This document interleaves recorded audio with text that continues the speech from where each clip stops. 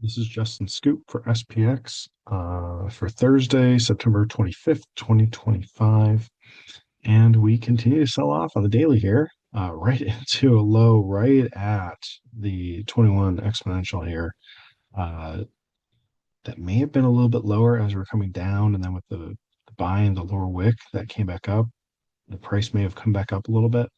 But right now, the 21 exponential is sitting at 65, 68.04. And the low today was 65, 69.22. So didn't quite touch it. Close enough. It looks like it's right there. We're still above this low over here back on the 17th. But yeah, so intraday we gapped down. Uh, at open, traded down, really great double bottom here, came back up, and then just kind of paused through here above the open price. Uh, Pulled back down a little bit, looked like, okay, we're going to roll over. Here's the retest. Let's go. And then it just put in just a little bit of lower wick. You even see that? Let me zoom in on that. Look at this little bit of the lower wick trapping the bears below this low, and then just catapulted higher right into the 100 exponential here. And that was a pretty good resistance the rest of the day. Once it hit this, I mean, it stayed below it. We retested really into it and kind of went sideways. And right at the close, it looked like, okay, we're going to go. No, it came right back down and pretty much closed right at it. I mean, give or take a little bit. Some of the consolidation I was seeing in here was pretty cool. So, uh, there's a few ways to draw this. So you got some lower highs here, and then it was a little harder to draw. Like, okay, is this just a relative low? What I was looking for is, okay, as this candle came in here, what are we going to do next? Because if we hold this low, that actually gives us some hope that it's going to go up. Nope, we immediately put in the very next bear candle, crush this low here. It's like all it needs to do now is retest and then roll over, which it did. Ignore the red line.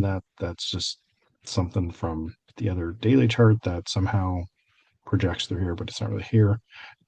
Really nice hammer back over here. And we didn't even pause. We just kept making bear candle. And then we got a hammer down here, closer to the 21 on the daily.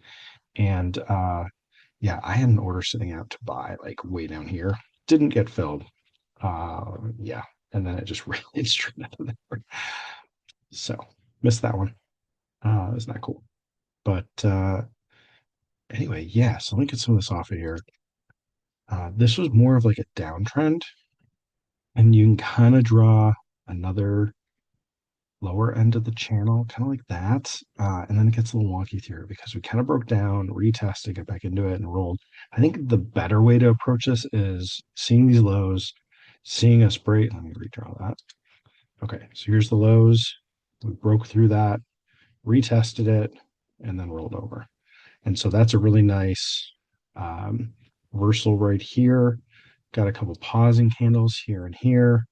Uh, Broke down. Well, no, I guess that didn't really break down yet. Put a hammer, bear hammer, bear. We were just grinding lower. It's like, okay, are we going to get some buyers? Nope, we're not going to get buyers until we actually take out the low over here and then put in the bear trap again. So we put in a little bear trap over here, and then we really pushed through, and then we definitely did a lot of bear trapping right through here because people were thinking it's going down now because all that was below the, not the open, but near the open below there. So if I zoom back out to our four corners, and all right, so this is the 6600 call that expired today, and the low down here was $1, and that's where I had the entry, and it didn't fit. So I missed that.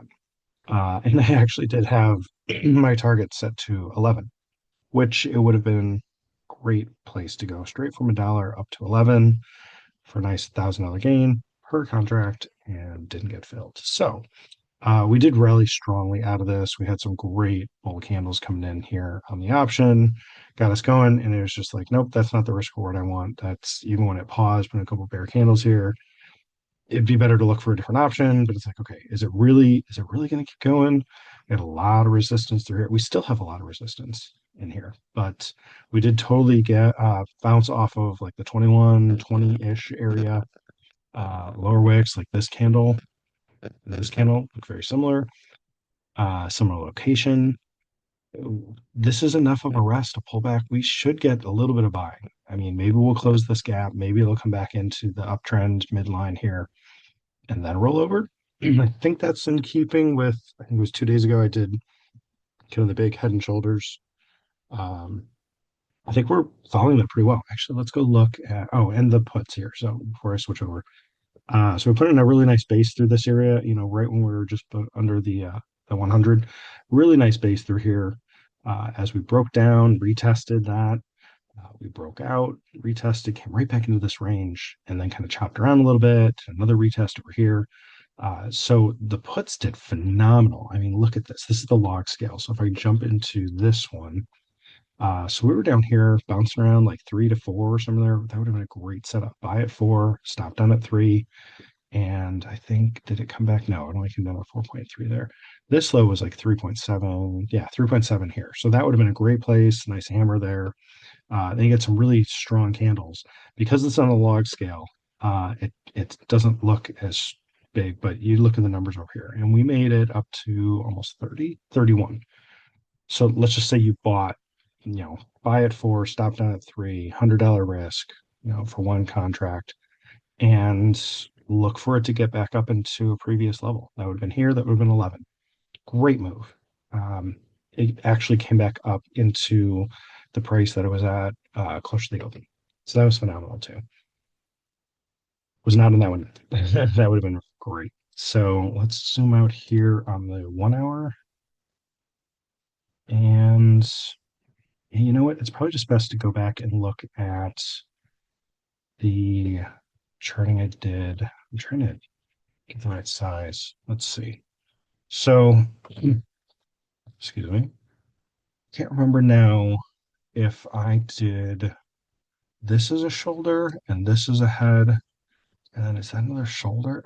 Or was it the bigger one like this, and then that, and then another shoulder? Because this is entirely possible now, doing something like that. I can't remember if I drew that one, the bigger one. I think I did the bigger one. I feel like I did because of the wick there. So we're kind of, if that's our neckline, we can easily do some retesting and then go back up.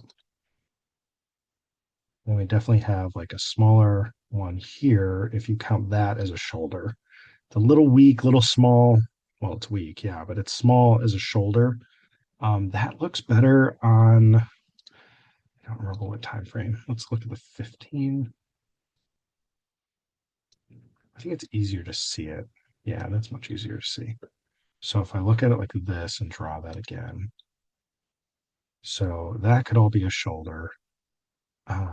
That's the head, and then that's the shoulder. And part of it is going to include, if you go look at the SPY, it actually shows this better because I think there was more movement, or the ES, it looks like there's more movement through here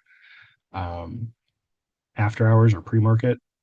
But I really do like that consolidation, then the gap down today, retesting and roll over, just kind of textbook, which is crazy to have some textbook pullback. So yeah, let's keep looking for opportunities. If this helps. This is Justin. Thanks.